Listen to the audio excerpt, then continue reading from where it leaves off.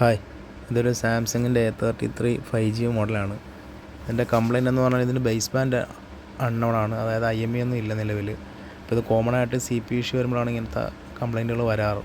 അപ്പോൾ നമ്മളിതിൻ്റെ CPU ഒന്ന് റിമൂവ് ചെയ്തിട്ടൊന്ന് റീബോൾ ചെയ്തിട്ട് റീഫിക്സ് ചെയ്ത് നോക്കാൻ പോവാണ്. ഇപ്പോൾ റിമൂവ് ചെയ്തിട്ടുണ്ട്. പിന്നെ ഒന്ന് ക്ലീനിങ് പർപ്പസാണ്, ഒന്ന് ക്ലീൻ ചെയ്യുക. നമ്മൾ ക്ലീൻ ചെയ്തിട്ടുണ്ട്, ബോർഡൊക്കെ ക്ലീൻ ചെയ്തിട്ടുണ്ട്. പിന്നെ നമ്മൾ CPU ഒന്ന് കംപ്ലീറ്റ് ഗ്ലൂ ആണ്, അപ്പോൾ ഒന്ന് റിമൂവ് ചെയ്യണം. എല്ലാം ക്ലീൻ ചെയ്തിട്ടുണ്ട്. ഒന്ന് റീബോൾ ചെയ്യാനാണ് ഇനി. പിന്നെ റീബോൾ ചെയ്തിട്ടുണ്ട്. നമ്മൾ ഇനി റീഫിക്സ് ചെയ്തതിന് ശേഷം ഒന്ന് നമുക്ക് ചെക്ക് ചെയ്ത് നോക്കാം. ഇപ്പോൾ റീഫിക്സ് ചെയ്തിട്ടുണ്ട് ഫോണായിട്ട്. അപ്പോൾ ഒന്ന് ചെക്ക് ചെയ്തപ്പോൾ സിം എടുത്തിട്ടുണ്ട്, ഓക്കെ ആയിട്ടുണ്ട്. ഇതിൻ്റെ ബേസ് ബാൻഡൊക്കെ നോക്കാം നമുക്ക്.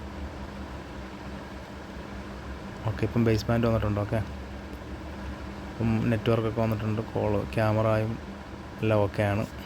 ഓക്കെ.